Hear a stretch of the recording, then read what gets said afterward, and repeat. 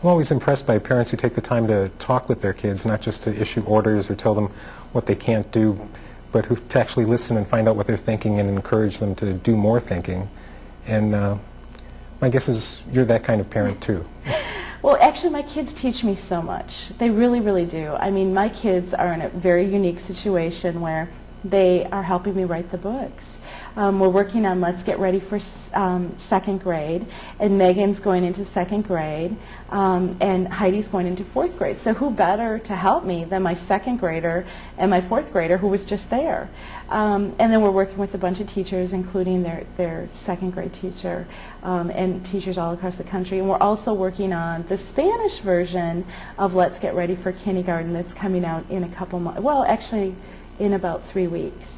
And my kids think it's hilarious that Mommy's writing this Spanish book, that she doesn't know how to speak Spanish, she can't read Spanish, but it just kind of goes to show, as my 7-year-old will say, you just hire a translator, duh, anybody can do anything. And so they've kind of got this unique perspective. They'll look at a Dr. Seuss book and go, Mom, I think you needed a the there, or maybe you should have added a is, or, you know, I think I would have used this word. And I look at them with such awe, because when I was their age, I didn't realize that I could change the words in a book. And so they're looking at this as they've become these great critics. They've become great editors because I get so many manuscripts across the country. And the first thing I say to a children's author when they call and they say, Stacey, I'm working on this children's book, the first thing I say is, well, what do the kids say? And they're like, I never asked the kids. Well, you need to, because they'll rip it apart. You know, you need to show it to a kid first before you ever go to print if you're writing a kid's book for kids. And my daughters have sat down and have changed many books. Some friends were working on a book called Friends Along the Way. And Heidi and Megan looked at that book, and Megan was really little at the time. She's my little one. And it was illustrated too, and she just kind of got up and walked away. And she just, you know, the pictures weren't making sense to her, because one page was one thing and the next page was another, rather than doing a 2-page spread that tied it together. And Heidi looked at the book and she said, Mommy, if they're called Friends Along the Way, why don't we know their names? They're our friends. I could have read that book 1,000 times and I would have never caught that. And so of course I called the author and the illustrator, and they're like, oh, we never thought of that. I said, oh, it's not for me. It was for my oldest daughter said that. And I would have never thought that. And so now they look at books and they know what they like, and now it makes me a better author. It makes me a better, you know, even though I don't illustrate, I'm involved in the illustrating process. And they can look at concepts and say, Mom, I don't know, because we're looking at doing a nautical thing. I don't know, that looks too babyish. You know, this is for a second grader. It needs to look more cool. You know, they're right. They're absolutely right. So I think that it's been such a fun journey for all of us, and it's only just begun. Megan told me she wanted to get a domain name. I'm like, you know what a domain name is? Yeah, Mom, I was learning about a firewall in school. Do we have a firewall on our computer?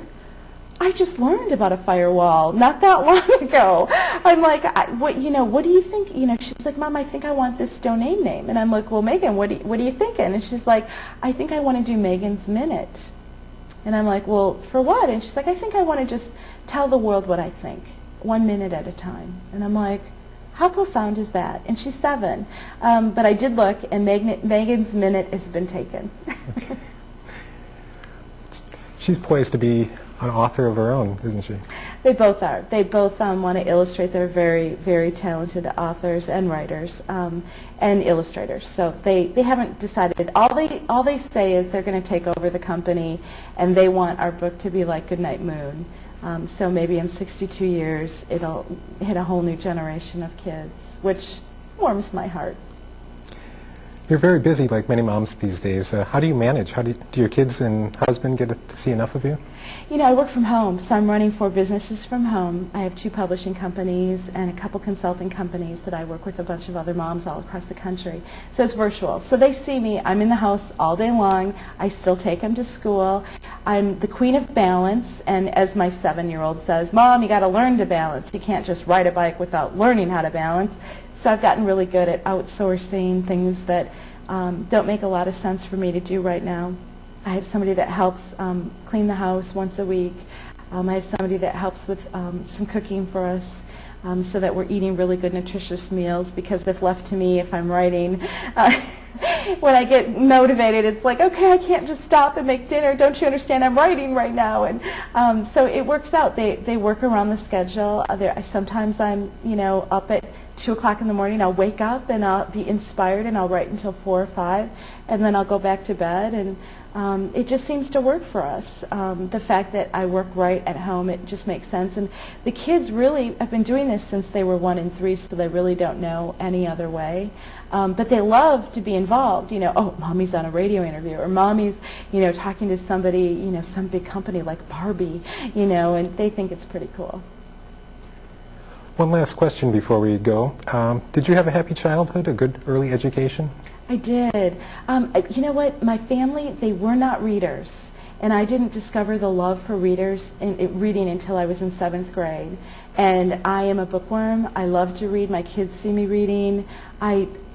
My life has changed because I became such a big reader. I was devouring everything. So that's something that I'm passing along to my kids. And I've even got my husband to be a reader. As long as it's a hunting book or a fishing book, he's all over it. But my childhood was fabulous. I was raised by my grandparents, and I had a mom and brothers that were very loving. And so I was kind of always told that someday I was going to do something good. I just didn't know what it was.